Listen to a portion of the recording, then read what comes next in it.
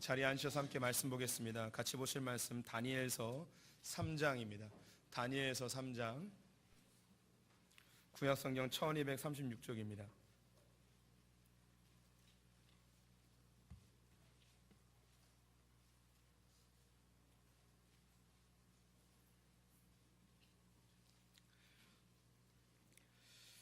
다니엘서 3장 8절부터 18절의 말씀을 한 절씩 교독하시겠습니다.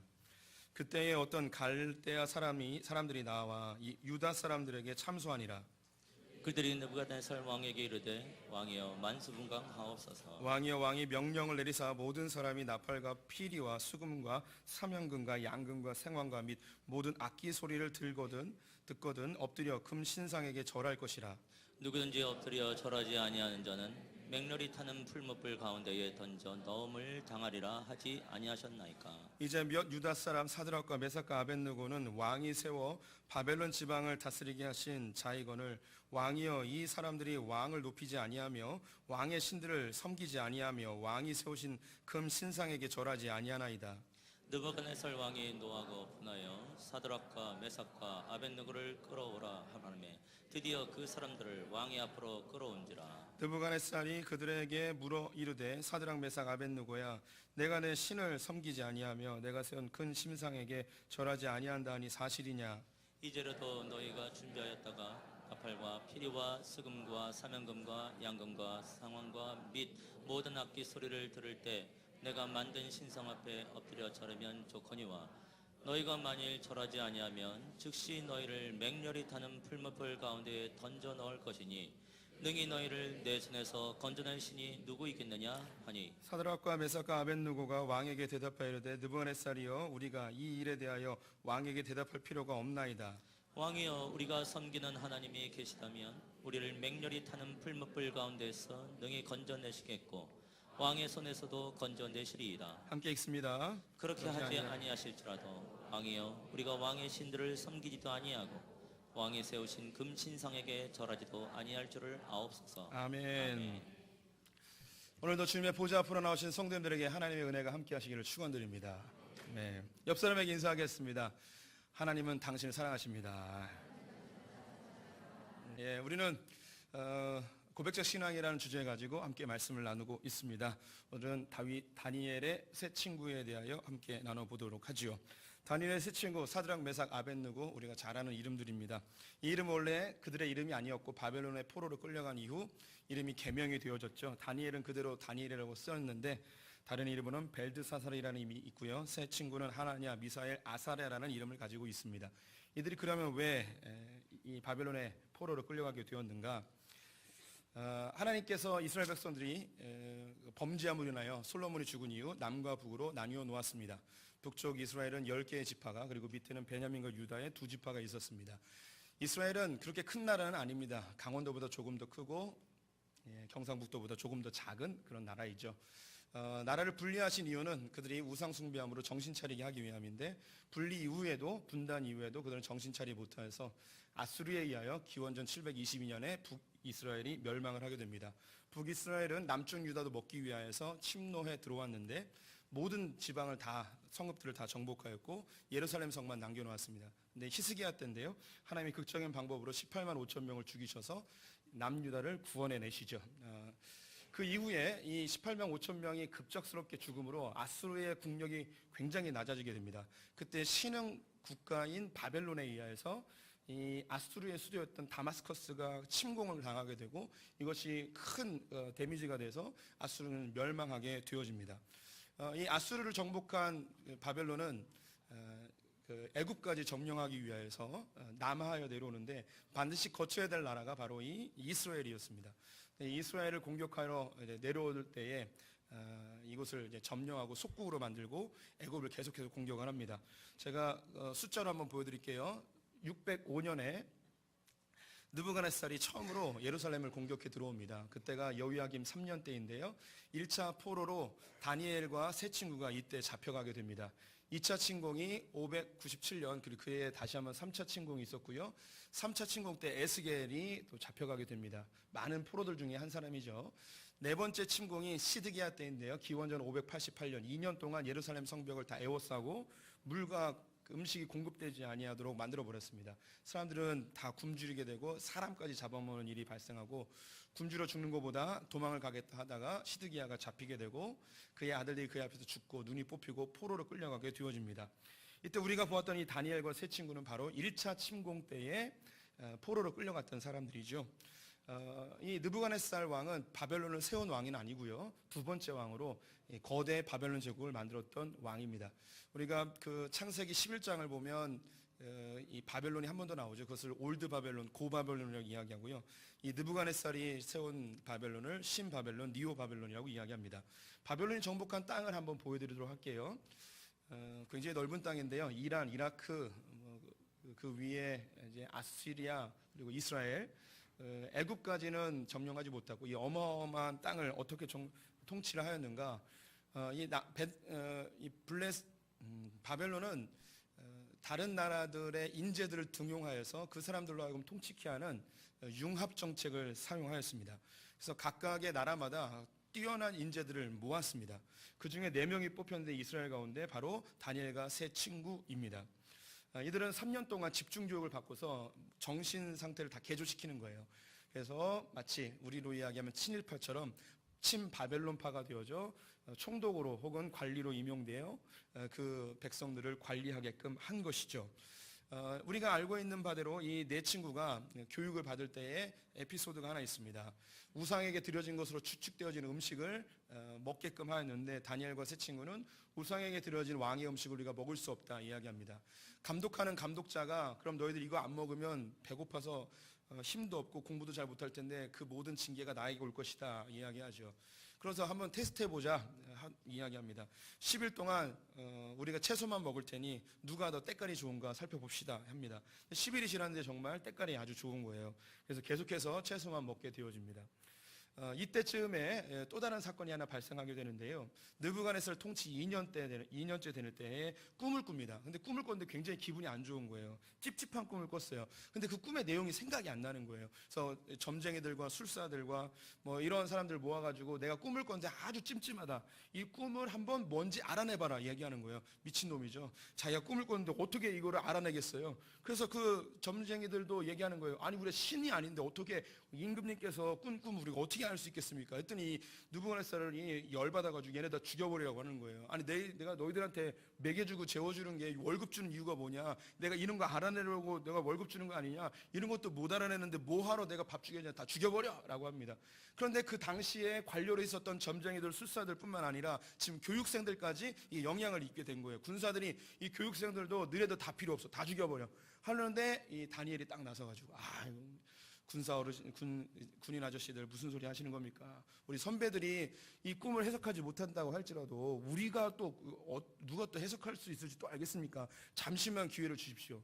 그래서 시간의 여유를 확보한 다음에 다니엘이 하나님께로부터 이 꿈이 무엇인지 생각나게 하셨고 해석까지 해줍니다. 그래서 느부갓네살이 이것을 보고 깜짝 놀래가지고 얘네들 제대로 좀 키워보자 해서 다니엘과 세 친구가 등용이 되는데요. 다른 사람들보다 더 뛰어나게 다니엘은 총리로 그리고 3명은 다른 주의 이제 주지사 정도로 이제 등용이 됩니다. 성경으로 확인해 볼게요. 다니엘서 2장 48절에서 49절 말씀 제가 읽어보겠습니다. 왕이 이에 다니엘을 높여 귀한 선물을 많이 주며 그를 세워 바벨론 온 지방을 다스리게 하며 또 바벨론 모든 지혜자의 어른을 삼았으며 왕이 또 다니엘의 요구대로 사드락과 메삭과 아벳노고를 세워 바벨론 지방의 일을 다스리게 하였고 다니엘은 왕궁에 있었더라. 이렇게 다니엘과 세 친구가 바벨론의 인재들보다 더 뛰어나게 등용되어져 활동을 하였습니다. 그러던 차 느부갓네살 18년째 됐을 때에 연수라면 BC 587년에 어느 정도 이제 제국을 다 완성했고요. 땅 정복도 마무리가 되었습니다. 이것을 기념하기 위하여 느부갓네살이 신상을 만들게 되는데 60규빗, 너비가 6규빗, 미터로 하면 30m, 3m 되어지는 큰 신상을 만들게 됩니다. 느부갓네살 얼굴이 박혀져 있는지 아니면 수호신이라고 생각한 벨의 얼굴이 박혀져 있는지 모르겠지만 아마도 이 신의 얼굴이 새겨져 있을 가능성이 높습니다. 예수님과 비슷한 시대에 살았던 그리스의 역사학자 헤로도투스는 이 신상에 대해서 22톤의 금이 사용되었다고 이야기하고 그들의 신이었던 벨의 얼굴이 새겨져 있다고 이야기를 하였습니다. 이 신상이 만들어지고 나서 이 사람들에게 이 제막식을 할 텐데 각국에 흩어져 있는 전국에 흩어져 있는 관리들과 유명 인사들을 다 모으고 빵빠레 빠빠빵 울리면 다들 절하게끔 합니다. 근데 혹시 타국에서 관리들이 채용됐기 때문에 이 느부갓네살 신상에게 절을 하지 않을 경우가 발생할 경우가 있죠. 그러면 풀무불에 던져서 죽여버린다는 엄포도 놓게 됩니다. 사람들이 다 모였습니다. 이것을 제막식을 하였죠. 그런데 모든 사람이 다 절을 하였는데 유대 출신의 3명의 관리가 이걸 안 했습니다. 그들이 바로 사드락, 메삭, 아벳느고였습니다. 갈대아 사람들이 이 세 사람에 대해서 참소를 합니다. 임금님, 얘네들이 임금님을 무시했습니다. 그리고 바벨론의 신하들이 아닙니다. 얘네들은 배반자들입니다. 얘네들 죽이십시오 라고 이야기합니다. 이 절하지 않은 세 사람을 밀고 한 이유는 무엇인가? 갈대아 사람들, 즉 바벨론 출신의 관리들이 자기보다 더 뛰어나니까 질투심이 많이 있었던 거예요. 후에 보면 다리오 왕 때에 이 다니엘이 예루살렘을 바라보고 3번 절을 한 것을 또다시 밀고를 하게 되죠. 다니엘을 싫어서 그랬던 거거든요. 어쨌든 이 세 사람이 이 느부갓네살 왕에게 불려가게 되었고 신문을 당하게 됩니다. 너희들 어찌하여 이렇게 절을 하지 않느냐? 내가 죽인다고 얘기하지 않았냐? 지금이라도 좋으니 절을 해라 라고 했더니 우리가 잘 알고 있는 구절을 이 세 친구가 이야기를 합니다. 다니엘서 3장 17절 18절 말씀 같이 읽어보겠습니다. 왕이여, 우리가 섬기는 하나님이 계시다면 우리를 맹렬히 타는 풀물 가운데서 능히 건져내시겠고 왕의 손에서도 건져내시리이다. 그렇게 하지 아니하실지라도 왕이여, 우리가 왕의 신들을 섬기지도 아니하고 왕이 세우신 금 신상에게 절하지도 아니할 줄을 아옵소서. 이 세 친구는 내가 죽어있는 저 신상에게 절을 할 수가 없습니다. 임금님께서 나를 혹시 죽인다 할지라도 우리 하나님은 살아계시기 때문에 우리를 건져주실 줄 믿습니다. 그런데 우리가 원하는 것은 하나님이 건져주신 거지만 하나님이 그렇게 하지 아니하실지라도 저는 관계는 없습니다. 왜냐하면 하나님께서 목적하고 계획하신 바대로 우리의 삶을 인도해 가실 것이기 때문입니다. 이것이 우리 그리스도인들, 성숙한 그리스도인들의 입술 가운데 터져나와야 될 정말 중요한 믿음의 고백입니다. 우리는 하나님 앞에 자녀된 권세를 가졌기 때문에 무엇이든지 구할 수 있습니다. 우리는 우리의 행위나 종교적 열심과 최선의 어떤 기반을 두지 않고 오직 예수 그리스도의 십자가 보혈을 의지하여 자녀된 권세 가지고 주님께, 아버지에게 무엇이든지 구할 수 있죠. 그런데 하나님께서, 우리 아버지께서는 우리에게 필요한 것을 잘 아시기 때문에 우리가 구하는 것을 무조건 주진 않으십니다. 필요한 것을 주시죠. 주님의 뜻대로 목적대로 사용되어질 그 무엇인가를 주시죠. 근데 우리는 마음껏 구할 수 있어요. 그런데 우리가 구했다고 해서 하나님께 무조건 받을 것이라고 생각하면 큰 오산입니다. 하나님이 우리에게 주실 것을 믿지만, 나는 이런 소원이 있지만 그리 아니하실지라도 아버지 하나님께서 나에게 가장 좋은 길로 인도하실 줄 믿습니다. 이 고백이 바로 성숙한 그리스도인들의 고백이 되어야겠죠. 그런 분들이 되시기를 축원드립니다. 근데 이 고백이 여기 써 있는데 이게 결코 쉬운 고백은 아닙니다. 먼저 신상이 세워질 때부터 절 안 하면 풀무불에 던진다고 하는데 이 세 사람들이 모여가지고 고민을 했겠죠. 어떻게 하면 좋겠냐. 이들이 아마 결혼했는지 모르겠지만 처자식도 먹여 살려야 되고 이 관리가 되어져서 유대인들을 보호하는 중요한 임무를 그들 가운데 가졌는데 우리가 죽어버리면 그 영향력이 유대인들에게도 미치게 될 텐데 우리가 눈 딱 감고 절 한번 해서 우리의 가족과 우리의 민족을 살리는 길을 한번 만들어보면 어떻겠냐, 뭐 이런 논의도 했겠죠. 그런 두려운 마음도 있었을 것입니다. 반면에 이스라엘이 왜 멸망하게 됐냐, 왜 우리가 포로로 끌려왔냐, 우리 민족들이 하나님의 말씀대로 살지 않았기 때문이 아니냐. 그러면 우리나라를 다시 재건하기 위해서는 지금 이 순간에 우리의 목숨을 연명하는 것보다 말씀대로 행하는 게 더 중요하지 않겠냐, 뭐 이런 논쟁들이 있었겠죠. 그 가운데 결정을 합니다. 그렇다, 하나님의 말씀대로 한번 해보자, 주님의 말씀대로 해서 되는지 안 되는지 한번 해보자. 굉장한 고민과 그 마음속에 엄청난 갈등들이 이 안에 많이 담겨 있으리라고 생각이 듭니다. 우리 성도님의 삶 가운데도 많은 위기와 문제들이 놓여져 있습니다. 그럼 이 문제들을 놓을 때 위기 앞에서 사람은 분명히 두 가지 반응을 보이게 되어 있습니다. 한 가지는 부정적 반응이고 또 한 가지는 긍정적 반응입니다. 사람들은 모두 다 두려움에 휩싸여 있는 존재들이기 때문에 부정적 반응, 비관적 반응이 먼저 나타나게 되어 있습니다. 안 되면 어떡하지? 떨어지면 어떡하지? 취업 못하면 어떡하지? 결혼 못하면 어떡하지? 가정이 다 뭉개지면 어떡하지? 돈 다 잃어버리면 어떡하지? 성공 못하면 어떡하지? 뭐 이런 부정적인 생각들이 많이 우리에게 다가오게 되어지죠. 이 두려움이라는 것은 하나님 앞에서 좋은 작용할 때도 있습니다. 두려움으로 인하여 철저하게 준비하게 하는 그 바탕이 되어지기도 합니다. 반면에 우리는 예수 믿는 사람들이기 때문에 이 두려움을 이길 수 있는 뭔가 믿음적인 행동을 하고 싶어 합니다. 그래서 우리가 잘 알고 있는 내게 능력 주신 자 안에서 모든 것을 할 수 있습니다. 할 수 있거든이 무슨 말이냐? 내게 능력 주신 자 안에서 모든 것을 할 수 있습니다 라고 이야기하는 이런 고백들, 믿음으로 하는 고백들 앞에 그래 주님이 해주실 거야, 열심히 구하면 소나무 뿌리 뽑으면 주님이 응답해 주실 거야 라는 긍정적 마인드로 하나님께 나아가기도 하죠.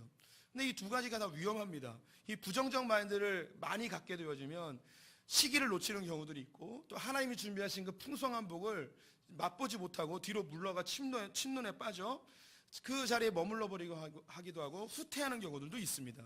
하나님께서 무엇인가 좋은 걸 주실 때에는 반드시 고비를 주시죠. 믿음으로 이걸 뚫고 나가길 바라죠. 그래서 두려움의 결국은 형벌이라고 요한 1서에 이야기하고 있습니다. 두려움 우리가 물리쳐야 되는 거예요. 반면에 긍정적인 마인드가 꼭 좋은 것만은 아닙니다. 이 세상에서 긍정적인 사람들이 가장 많이 모인 곳이 어딜까요? 그것은 바로 도박장입니다. 도박장에 부정적인 마음을 가지고 가는 사람은 아무도 없습니다. 모든 사람들이 요번엔 될 거야, 이번엔 대박 날 거야, 꼭 될 거야, 몇만 명이 몰려가도 그 가운데 나는 안 될 거야, 이번에는 분명히 잃을 거야, 나는 분명히 쪽박 찰 거야, 이런 마음을 가지고 가는 사람이 아무도 없습니다. 우리 안에 부정적인 생각이 막 끌어올리면 너 가만히 있어, 이번에 꼭 된다니까 부정적인 생각 넌 뒤로 가 있어. 이 도박장에 가는 사람들에게 정말 필요한 건 긍정적 마인드가 아니라 부정적 생각이 반드시 필요합니다. 난 안 될 거야, 분명히 안 될 거야, 가면 안 돼, 이 생각이 지배되어서 가지 말아야죠. 그런데 사람들이 이 긍정적 마인드가 꼭 좋은 거라고만 생각을 합니다. 경제학 용어 중에 스톡테일 패러독스라는 말이 있습니다. 제가 한번 우리 성도들에게 나눈 적이 있었는데요. 경제학자들이 경제인들을 살펴보니까 이 제품을 개발해서 판매하면 분명히 잘 될 거라는 그런 제품이 있습니다. 이건 100% 잘 되는 거예요. 시제품을 사람들에게 나눠줬을 때 반응도 엄청나게 좋아요. 이건 분명히 대박나는 제품이에요. 그래서 이걸 내놨어요. 근데 놀랍게 이걸 쪽박 차는 경우들이 발생을 해요. 그래서 이때 이제 경제학자들이 생각한 게 뭐냐면, 모든 사람이 된다고 하고 나 역시 확신하고 평가도 좋을지라도 100% 확률이 있을지라도 반드시 안 될 경우를 대비해야만 회사가 살아남는다는 걸 깨닫게 된 거예요. 그걸 스톡테일 패러독스라고 이야기를 합니다. 이 스톡테일 패러독스라는 이 말에서 이 스톡테일이라는 것은 사람 이름입니다. 그분을 소개시켜 드릴게요. 이분은 베트남 전쟁 때 미군의 장군으로 참전했다가 베트남의 포로로 잡히게 되어서 하노이에서 8년 동안 감옥 생활을 하게 됩니다. 1965년부터 1973년까지 감옥에 갇혀서 20여 차례 극심한 고문을 당하게 되었는데, 수용소에 가게 되면 수용소 동이 포로 수용소에 여러 개가 있잖아요. 근데 신기한 일이 나중에 이 사람들이 이제 돌아와서 이걸 알게 되었어요. 스톡테일 장군이 있는 그 막사에서는 사람들이 많이 죽지 않고 다른 막사에서는 사람들이 많이 죽은 거예요. 그래서 왜 이 막사에서는 이렇게 사람들이 죽지 않았을까라고 여기를 연구를 하게 되었습니다. 그때 이 스톡테일이라는 장군이 드러나게 된 거예요. 이 장군은 고문을 당하고 독방에 있으면서 사람들과 독방에서 외롭고 힘든 것을 이겨내기 위하여 모스부호 같은 서로 대화하는 방법을 개발했어요. 그리고 고문을 이기기 위하여서 쉬는 날이면 늘 체력 훈련을 하였고요. 전염병에 오염되지 않게 해서 온몸을 다 깨끗하게 씻는 그런 활동들을 자기 막사에 있는 다른 병사들과 함께 일을 하였습니다. 반면에 다른 막사에 있는 사람들은 어떤 반응이 일어나게 됐냐면 긍정적 마인드를 갖고 있었어요. 미국이 가장 강대한 나라이기 때문에 빠른 시일 내에 우리를 구출해 줄 것이다. 크리스마스가 됐어요. 크리스마스가 되면 우리를 구출해 오겠지. 근데 안 오는 거예요. 낭망이 되잖아요. 그래도 우리가 부정적 생각을 가지지 말고 우리 긍정적 마인드로 다음 부활절이면 꼭 올 거야. 부활절이 됐는데도 안 왔어요. 또 실망이 되는 거예요. 이래도 안 되지. 우리 다시 긍정적 마인드로 다시 한번 힘을 냅시다. 그러면 또 추수감사절 때 오겠지. 안 오는 거예요. 새해가 돼도 안 오고 1년, 2년 지나면서 사람들의 마음속에 낭망이라는 게 생겼어요. 안 올 수도 있겠구나. 왜 안 오지? 그래서 실망이 되는 거예요. 그래서 점점점 언제 올지 모르는 그 미군을 바라보면서 그냥 아무 준비 없이 그냥 기다리고만 있었던 거예요. 체력이 약해지고 전염병에 걸리고 고문에 이기지 못하고 스스로 자살하는 사람도 있고 병사들끼리 갈등 속에 서로 죽고 죽이는 일이 발생하게 되었습니다. 그런데 이 스톡테일 장군은 미군이 안 올 수도 있다. 분명히 올 수 있는데 언제인지 모른다. 그래서 그 미군이 올 때까지 우리는 체력을 잘 준비하고 이 모진 고문을 이겨낼 수 있게끔 우리가 잘 철저하게 이 세월들을 잘 이겨내야 된다라는 것을 자기의 병사들에게 알려주었습니다. 놀랍게도 긍정적 마인드를 갖고 있었던, 미군이 분명히 구해줄 거라고 했던 그 사람들은 많이 죽게 되고 언제 올지 모르기 때문에 우리가 그때까지 잘 이겨내야 된다고 이야기했던 이 막사에 있는 사람들은 많이 살게 된 거예요. 그래서 여기서 아무리 모든 조건이 좋을지라도 비관적 생각을 반드시 해야 되는구나라는 걸 이 경제학들이 알게 되었습니다. 이것을 우리 신약자들의 언어로 이야기한다면 이것을 비관적 낙관주의라고 이야기합니다. 우리 성도님들에게 제가 여러 번 이야기했는데 저와 함께 신앙생활 하시면서 귀에 못이 박히도록 들어야 될 몇 가지 중에 한 가지가 바로 이 비관적 낙관주의예요. 우리 그리스도인들은요 반드시 비관적 생각을 가져야 돼요. 우리 성도님들 자기 자신에 대하여 긍정적으로 생각하시나요? 성경은 한 번도 우리에게 긍정적으로 얘기해 본 적이 없습니다. 우리는 철저하게 죄인이고요, 쓰레기고요, 벌레이고요, 지렁이들입니다. 그런데 이게 비관적이죠. 여기서 끝나지 않아요. 그런데 우리에게 하나님께서 만져주시면 하나님의 거룩한 백성이 되는 거예요. 그럼 이게 이제 다시 낙관적으로 바뀌는 거죠. 여기서 바보들은 어떻게 했냐? 주님 나를 새롭게 만드셔서 난 좋은 사람이구나 이렇게 생각하면 이 사람 반드시 범죄 가운데 헤매이며 몰락하는 경우가 충분히 있어요. 자기가 죄성이 여전히 있음을 인지하지 못하는 거죠. 그래서 늘 하나님 앞에서 난 죄인입니다 라는 이 비관적 생각을 가져야 돼요. 반면에 나는 하나님이 만져주신 주의 보혈로 산 나는 의로운 자입니다, 하나님의 거룩한 자녀입니다, 이 생각이 두 개가 공존이 되어야 되는 것이죠. 저는 이 비관적 낙관주의를 기윤실이라고 기독교 윤리 실천운동본부라는 것을 만드신 손봉호 교수님을 통하여서 알게 되었습니다. 이분이 이 나라를 하나님의 나라로 만들고 싶었고 주님의 윤리가 이 땅 가운데 정의와 공의가 강물처럼 하수처럼 흐르는 나라를 만들고 싶었습니다. 근데 기독교는 자기 교회에만 부응한 것에 집착하여 사회를 바꾸는 일에 하지 아니하고 오히려 교회가 더 썩어지는 모습들을 보면서 이걸 개선하려고 노력을 많이 했죠. 이 기윤실에 했던 알만한 것 중에 하나가 뭐냐면 예전에 스포츠 신문 500원 주면 누구나 사볼 수 있었어요. 근데 그 안에는 야한 사진들 많았고요, 점이나 오늘의 운세 이런 것도 많이 담겨 있었습니다. 폰팅 이런 것도 많이 있었고요. 그래서 이것이 청소년들에게 좋지 않은 영향을 미치기 때문에 그래서 19세 이상만 살 수 있도록 거기에다가 비닐을 입히게 되었습니다. 그래서 스포츠 신문 요즘 안 나오는 예전에 비닐로 포장돼서 판매하던 것을 기억하시는 분이 있을 거예요. 이런 일을 여기서 했습니다. 근데 이분이 이야기한 게 뭐였냐면 많은 사람이 함께 기도하고 함께 헌신하여서 이 한국 땅을 하나의 나라로 바꾸기를 원하였는데 근데 사회는 바뀌어지지 않고 더 어두워지는 걸 느끼는 거예요. 우리 성도님들, 세상은 점점 밝아질까요? 점점 어두워질까요? 세상 사람들은요 우리가 열심히 개선하고 법 만들고 착하게 노력하고 교육하면 세상이 좋아질 거라고 생각해요. 이건 낙관주의예요. 인본주의의 끝은 낙관주의예요. 근데 성경은 뭐라 이야기하느냐? 세상은 망한대요. 사람은 더 악해진대요. 사람들은 더 꼴불견이 된다는 거예요. 그러면 이런 일을 해서 사회가 밝아지지 않는 것 때문에 실망할 필요가 있을까요? 없을까요? 없죠. 왜? 원래 나빠지는 거니까. 근데 우리는 그럼 가만히 있어야겠느냐? 아니죠. 이런 악해짐을 통해서 우리는 불편해지거든요. 그럼 불편해지지 아니하도록 어떻게든 하나님 나라를 만들기 위하여 개선해 나가야 되고 주님께서 우리에게 하나님 나라 만들려고 명령을 한 거예요. 우리의 힘으로는 바뀌어지지 않지만 하나님께서 이 종말을 연장시키셔서 이 땅 가운데 하나님 나라가 조금이라도 맛보아진다면 너무너무 감사한 거죠. 이게 바로 비관적 낙관주의예요. 저는 이 귀한 믿음의 선배들의 이야기를 듣고서 삶의 많은 부분에 적용을 하였습니다. 저는 설교를 하면서 우리 성도님들이 은혜를 받을 거라고 전혀 기대하지 않습니다. 굉장히 비관적이죠. 왜 그럴까요? 저는 은혜를 끼칠 수 있을 만한 능력이 있질 않아요. 제가 우리 성도님들의 귀에 쏙쏙 박히는 그런 언어의 전달자도 아니란 말이에요. 저는 어떤 유능한 설교자처럼 말이 막 팍팍팍팍팍 나오고 그러지도 않아요. 저는 설교문을 쓰지 않으면 이걸 설교를 때울 수 있는 사람이 아니에요. 설교 너무너무 힘들어요. 그래서 전달할 수 있는 은혜를 끼칠 수 있는 그런 건덕지가 없는 놈이란 말이죠. 그래서 우리 성도님이 은혜 받았습니다 라고 얘기 안 해도 상처를 안 받아요. 그냥 쌩까고 그냥 가도 저는 아무렇지도 않아요. 근데 우리 성도들 가운데 혹 누가 은혜를 받고 말씀이 마음에 심겨져 뭔가 이 변화가 일어나는 일을 보면 제가 기뻐하는데 교만해지지도 않아요. 왜냐? 나는 할 수 없는 자이기 때문에 주님이 하신 거예요. 주님께만 영광 돌리면 되는 거죠. 이 비관적 낙관주의가 바로 이런 거예요. 저는 아들이 3명 있습니다. 얘네들 공부 잘할 걸 기대할까요? 안 해요. 왜? 내 자신은 알거든요. 내 새끼인데. 나 아버지 닮았지. 누구 닮겠습니까? 공부 못할 거 알아요. 그럼 공부 못하는 것 때문에 실망할까요? 안 해요. 마누라는 실망을 하더라고요. 자기는 공부를 잘했대요. 누구 닮았냐고.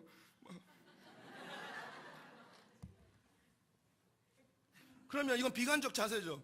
그러면 아이들에게 비관적으로 너 공부하지만 어차피 머리 나쁘니까 공부하지만 이게 그럼 제가 갖춰야 될 태도일까요? 아니죠. 이 아이에게 공부할 자료와 재정을 대주면서 그래도 혹시 잘 될 수 있을까? 그러면 얘 아이가 잘 되면 나 때문에 잘 된 게 아니고 누가 잘 된 겁니까? 지가 잘한 거죠. 하나님이라고 하지 마세요. 하나님이 은혜도 또 주시기도 하지만 지가 열심히 한 거예요. 칭찬해 줘야죠. 이스라엘 백성들이 가나안 땅에 들어갑니다. 여호수아와 함께 들어갈 때 하나님 약속해 주죠. 위로는 유브라테스 강부터 밑으로는 애굽의 변방까지 이 땅을 다 너에게 주겠다. 그런데 여호수아와 함께 들어갔던 이스라엘 백성들이 그 땅을 점령했냐? 못했어요. 그리고 여호수아가 죽어버렸어요. 그들의 마음속에 무슨 마음이 들까? 하나님 주신 거 못했네? 실망감이 들겠죠. 이때 필요한 게 뭐냐면 비관적 자세예요. 우리의 힘으로는 안 되지. 하지만 낙관적 자세가 그 안에 필요해요. 하나님이 우리를 도우시면 여기를 정복할 수 있어. 하나님이 도우실 때까지 그럼 어떻게 해요? 이 마음 가지고 하나님 하실 걸 기대하면 이 마음 가지고 기다려야 되는 거예요. 놀랍게도 많은 사람이 다 포기하고 단지파 같은 경우는 자기 땅 완전히 버려버리고 지파가 사라져버리기도 했어요. 시몬 지파도 사라져버렸어요. 이런 지파도 있는 반면 이 땅을 지키는 지파가 있었죠. 그래서 400년이 지나 솔로몬 때에 하나님 약속하신 유브라테스 강부터 애굽의 변방까지 그 땅을 다 정복하는 놀라운 일이 벌어집니다. 이스라엘 백성들이 바벨론으로 포로로 끌려갔어요. 그런데 예레미야 기자가 뭐라고 썼냐면 70년 후면 너희들이 돌아올 것이다. 70년이 지났어요. 돌아왔을까요? 못 돌아왔어요. 이거 완전 개구라네? 그래서 이게 어떻게 하면 좋아? 그 마음에 이제 비관적 마음이 있는 거죠. 우리가 돌아가려고 했는데 돌아갈 수 있는 게 아니구나. 하나님께서 돌아간다고 이야기하셨는데 이 70년은 다른 의미가 있을 수도 있겠구나. 기다린 거예요. 나중에 알고 보니 이 70년은 예루살렘 성전이 무너지고 스룹바벨 성전이 세워졌을 때가 70년이 걸려요. 이건 하나님이 기약하신 숫자가 그 연수가 다 되었을 때에 많은 사람들이 이스라엘이 회복되지 않을 것이라고, 그리고 자기의 힘으로 이 열심당원인데요, 자기의 구태차적인 독립운동하여서 이 나라를 회복해보겠다고 하는 사람도 있었어요. 하지만 하나님께서 이 나라를 회복해 주실 것이라는 그 기대감을 갖고 있었던 사람들, 그 남은 자들을 통하여서 다윗의 후손인 예수 그리스도가 나타나 육적 이스라엘이 아닌 영적 이스라엘을 새롭게 만드신 것을 그들이 눈으로 보게 된 것이죠. 이 하나님의 나라는요, 우리의 생각대로 움직이시는 게 아니에요. 우리 스스로는 비관적인 자세를 가져야 돼요. 난 안 돼. 난 할 수 없어. 하지만 하나님은 하실 수 있어요. 우리 이 새 친구는요, 하나님께서 우리를 살릴 수 있지만 하나님의 목적과 계획이 아닐 수도 있는 거예요. 그리 아니하실지라도 괜찮은 거예요. 풀물불에 던져서 죽을지라도 하나님이 우리를 통하여 목적하고 계획하신 바를 완성해낼 것을 난 믿기 때문에 이 실패가 결코 실패가 아님을, 이 죽음이 단순한 죽음이 아님을 그들이 믿고 고백한 겁니다. 그 이후 어떻게 됐을까요? 그들이 풀물불에 던져졌어요. 근데 분명히 3명이 들어갔는데 안에 4명이 있는 거예요. 그 한 명은 천사였어요. 이 천사가 3명을 보호해 준 것이죠. 느부갓네살 왕이 깜짝 놀라고 걔를 데리고 나오라는 거예요. 근데 불이 하나도 그슬린 것이 없고 냄새도 안 나는 거예요. 그때 느부갓네살이 깜짝 놀라면 하나님 살아 계시는구나. 그럼 이런 기적을 왜 일으켰을까요?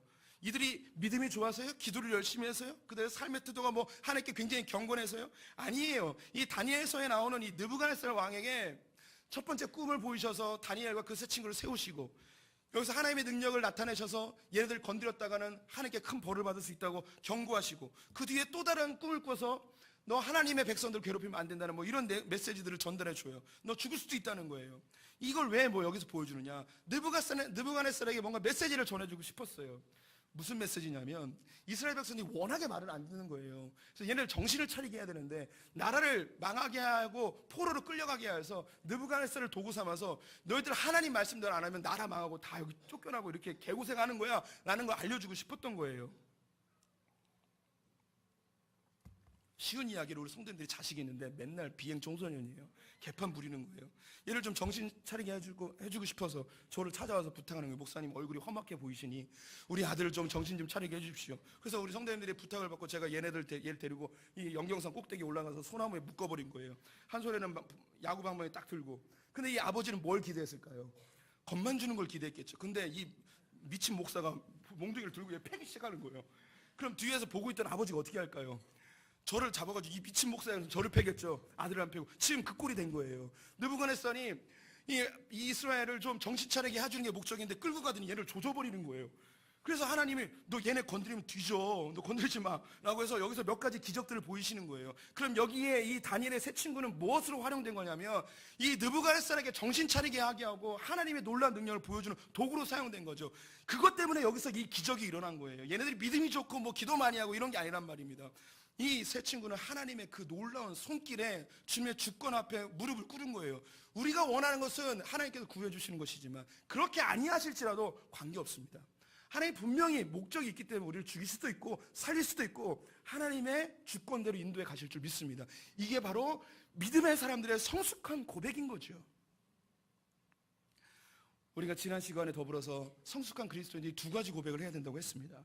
욥기 1장과 다니엘서 3장 우리 같이 한번 읽어보겠습니다. 시작. 이르되 내가 모태에서 알몸으로 나왔사온즉 또한 알몸이 그리로 돌아가올지라.